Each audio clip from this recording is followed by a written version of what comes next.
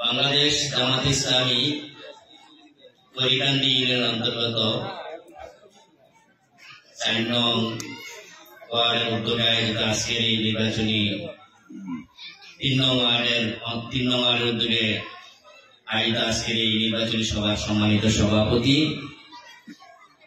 বিশিষ্ট সমাজসেবক জনাব শামসুল হক ভূঁইয়া, উপস্থিত আছেন বাংলাদেশ জামাত ইসলামী তিতাস উপজেলার কর্ম পরিষদ সদস্য, শ্রমিক কল্যাণ ফেডারেশন তিতাস উপজেলা সংগ্রামী সভাপতি জনাব মোশাররফ হোসেন মুন্সি, উপস্থিত বাংলাদেশ জামাত ইসলামীর অঙ্গ সংগঠন ব্যবসায়ী ফোরাম তিতাস উপজেলার সংগ্রামী সভাপতি, তিতাস উপজেলার গণমানুষের নেতা, যিনি আগামী তিতাস উপজেলার ভাইস চেয়ারম্যান হিসাবে নির্বাচন করার জন্য মনোনীত হয়েছেন, অতীতেও যিনি ভাইস চেয়ারম্যান হিসেবে নির্বাচন করেন এই তিতাস উপজেলায় নির্বাচিতদের মধ্যে থেকে অন্যতম যিনি হয়েছিলেন, তিনি আমাদের অত্যন্ত প্রিয় ভাই মোহাম্মদ সবির হোসেন। উপস্থিত অত্র ইউনিয়নের সংগ্রামী আমির জনাব অধ্যাপক ওসমান গনি, উপস্থিত অন্যান্য নেতৃবৃন্দ, দায়িত্বশীল ভাইয়েরা, আমার সামনে উপবিষ্ট অত্র গ্রামের গণ্যমান্য ব্যক্তিবর্গ, যুবক ভাইয়েরা, সাংবাদিক বন্ধুগণ, আসসালামু আলাইকুম ওয়া রাহমাতুল্লাহ। মহান রব্বুল আলামিনের দরবারে লাখো কোটি শুকরিয়া। এই মহান রব্বুল আলামিন আমাদেরকে আজকের এই মহতি একটি সভায় উপস্থিত তৌফিক করে দিয়েছেন, এই জন্য আমরা শুকরিয়া আদায় করি আলহামদুলিল্লাহ। অসংখ্য দুরূদ সালাম পেশ করছি মানবতার মুক্তি সাইয়্যিদুল মুরসালিন রাহমাতুল লিল আলামিন, যারা নিজ বিধান এবং আদর্শ অনুসরণ করলে আমরা দুনিয়ায় শান্তি এবং আখিরাতে মুক্তি পেতে পারি, সেই সর্বকালের সর্বশ্রেষ্ঠ মহামানব হযরত মুহাম্মদ সাল্লাল্লাহু আলাইহি সাল্লামের প্রতি সদানের মাগফিরাত কামনা করে আমি আপনাদের সামনে দুই একটি কথা বলে আজকে আমার বক্তব্য শেষ করব। সম্মানিত উপস্থিতি, দীর্ঘক্ষণ যাবত আপনারা আলোচনা শুনেছেন। আমি আপনাদের সামনে যে কথাটিকে বলতে চাই যে আল্লাহ পাক পবিত্র কোরআনে বলেছেন, ওমা খালাকতুল জিন্না ওয়াল ইনসা ইল্লা লিয়াবুদুন, যে আমি মানুষ এবং জিনকে একমাত্র আমার ইবাদত ছাড়া অন্য কোনো উদ্দেশ্যে সৃষ্টি করি নাই। সুতরাং এই মানুষ আমাদেরকে আল্লাহ পাক সৃষ্টি করেছেন আল্লাহর ইবাদত করার জন্য। বোঝা গেল যে আমাদের প্রত্যেকটা কাজ আল্লাহর ইবাদতের জন্য। কি বলেন? তাহলে আমাদের আজকের যে নির্বাচন, রাজনীতি, এগুলো কি ইবাদতের বাইরে না ভিতরে? আজকে আশ্চর্য লাগে, আমরা দেখেছি বিগতে সরকারের যে আচরণ, বাংলাদেশে ইসলাম মসজিদে তারা দিনের কথা বলে নাই, ঠিক কিনা? আপনারা জানেন যে আমাদের বাংলাদেশে দিনী আলোচনা একটা মহা উৎসবে ব্যক্ত হচ্ছে বাংলাদেশ। আমরা দেখেছি ফেসিবাদের আমলে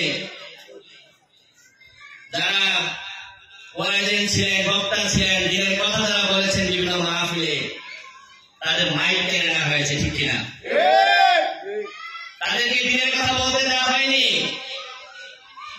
তাদেরকে বলা হয়তো আপনারা ওয়াজ করেন, রাজনীতি করেন না। তো যতই তারা বলেছে ততই কিন্তু আমরা শুনেছি বক্তারা বলতে যে আমরা তো ওয়াজই করতেছি, কিন্তু আমাদের ওয়াজ তো কোরআনের ওয়াজ, আর কোরআন তো রাজনীতির কথা বলেছে। কি বলেন? যেখানে কোরআন রাজনীতির কথা বলে, আমরা যদি সেই কোরআনের কথা না বলি তাহলে আমাদের মুসলমানরা রাজনীতি করবে কিভাবে? সম্মানিত উপস্থিতি, সেই 17 বছর আমরা কাটিয়েছি এইভাবে আমাদের ইসলামকে স্তব্ধ করে দেওয়ার জন্য আমাদের পার্শ্ববর্তী দেশ ভারতের এজেন্ডাকে বাস্তবায়ন করার জন্য আমাদের মুসলমানদের গলা চেপে ধরা হয়েছে, কি বলেন? আজকে আমরা সেই ছবিটা আবার দেখতে পাচ্ছি, ঠিক কিনা? আপনারা দেখেছেন আবার শুরু হয়েছে ফেসিবাদের আন্দোলনের কথা বলা আবার শুরু হয়েছে বাংলাদেশে।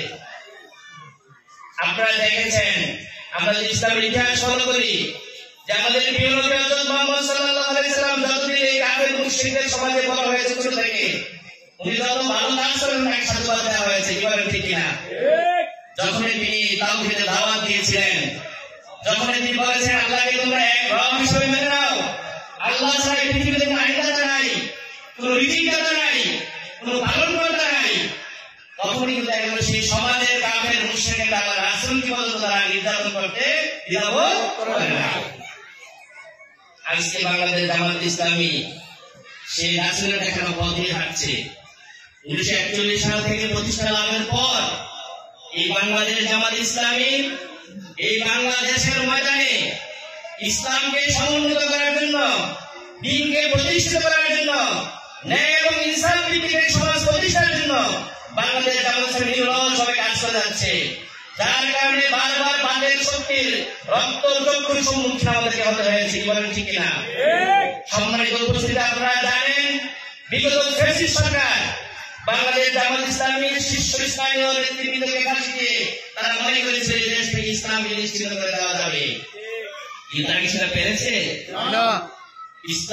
ইসলামকে নিশ্চিত করা এত সহজ নয়। একটি আদর্শবাদী দলকে নিশ্চিত করা এত সহজ নয়। আপনি আদর্শকে যদি আপনি নিশ্চিত করতে চান, তাহলে একটি ভালো আদর্শ দিয়ে তার মোকাবেলা করতে হবে, কি বলেন? আজকে আপনারা আদর্শ না নিয়ে আপনারা যাচ্ছেন যে রক্তচক্ষু দিয়ে আপনি ইসলামকে দমন করে রাখবেন। কিন্তু ইসলাম তো আল্লাহ বিধানকে সমন্বিত করতে চাই, কি বলেন?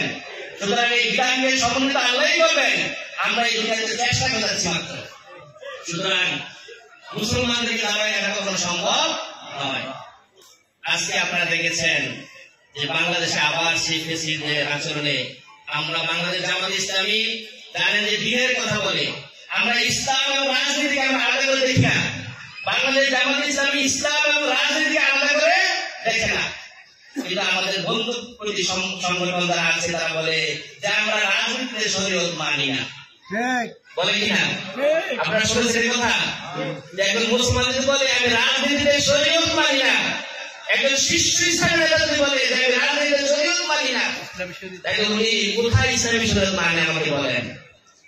তাহলে কি ইসলাম কি এমন যে আপনি কিছু মানবেন, কিছু মানবেন এর নাম কি ইসলাম? আপনি কোরআনের কিছু অংশ মানবেন, কিছু অংশ মানবেন এর নাম কি ইসলাম? আপনাকে মানলে পুরোপুরি মানতে হবে, আর ছাড়লে আপনাকে পুরোপুরি ছেড়ে দিতে হবে। আপনাকে বাছাই বেছে নিতে হবে আপনি কোন দলে যাবেন। আপনারা জানেন যে কাফের মুশরিক যারা ছিল তারা ইসলাম মানে নাই, তারা কোরআন মানে নাই, তারা নবী রাসূলের বিরোধিতা করেছে। কিন্তু আপনি কিছু মানবেন, কিছু মানবেন না, যারা রাসূলের জমানায় ছিল এটা ছিল মুনাফিকদের চরিত্র, কি বলেন? উপরে বলে থাকে এখানে মুসলমান, কিন্তু ভিতরে করছে কাফের মুশরিকের সাথে আঘাত, ঠিক কিনা? আজকে আমরা ক্ষমতার লোভে ক্ষমতায় যাওয়ার জন্য আমরা দেখেন 90% দেশে মুসলমানের দেশে কি করে সাহস হয় কথা বলার যে আমরা রাজনীতিতে আমরা ইসলামী শরীয়ত মানি না, এই কথা বলার সাহস হয়। তারপরে যদি আমরা মুসলমানরা মনে করি যে ঘরের কাছে দেশ নিরাপদ, তাহলে আমরা এখনো বুকার রাজ্যে আছি, কি বলেন? সম্মানিত উপস্থিতি, আজকে আমরা বলতে চাই, আমরা বলতে চাই বাংলাদেশ জামাত ইসলামী ইসলাম এবং রাজনীতিকে তারা আলাদা দেখে না। সুতরাং ইসলামের কথা মসজিদই হবে, কি বলেন? মসজিদে ইসলামের কথা বলতে হবে, ইসলামী কথা মসজিদে বলবো, আমরা মাহফিলে বলবো, সব জায়গায় আমরা ইসলামের কথা বলবো। কেউ আমাদেরকে বাধা দিতে আসলে আমরা তার করার জবাব দিতে চাই, কি বলেন? সুতরাং আজকে মুসলমানদেরকে সেই রক্তচক্ষে ভয় পেতে হবে না। আওয়ামী লীগ যা করেছে তা যদি বাংলাদেশে কেউ করতে চায় তাদেরকে আমরা ছেড়ে দেব না। আমরা বাংলাদেশে 90% বেশি মুসলমানের দেশে ইসলামের কথা সব জায়গায় হবে, মসজিদে হবে, মাহফিলে হবে, আমাদের স্কুলে হবে, কলেজে হবে, মাদ্রাসায় হবে, সব জায়গায় ইসলামের কথা হবে, আমরা ইনশাআল্লাহ বলবো। সম্মানিত উপস্থিতি, আজকে যারা এই কথাগুলো বলছে আপনারা দেখছেন বিভিন্ন মাধ্যমে যে বাংলাদেশ জামাত ইসলামী মহিলা প্রোগ্রামে বাধা দেয়, মসজিদে কথা বলছে বাধা দেয়। আজকেও দেখেন আগে আমাদের মুখ থেকে মাইক নিয়ে আগে নিয়ে আছে দেখছেন কিনা আপনারা? কয়েকদিন আগে দেখলাম যে আমাদের যে বক্তা আমির হামজা সাহেব ওনাকে বলা দিচ্ছে, ওনাকে বলছে যে আপনি কোরআনের কথা বলেন, কোরআনের কথা বলেন, তো আপনি জায়গা বলে কথা বলে দিচ্ছে যে আমি তো কোরআনের কথা বলতেছি, আপনি বলেন কে? এমন উনি ঘোষণা দিচ্ছে যে ওনাদেরকে আটকান, ওনাদেরকে আটকান যারা এই মাত্রে বাধা দিতে আসছে। সুতরাং আমরা এখন আর ছেড়ে দেব না। আপনারা সত্যার হল মুসলমান।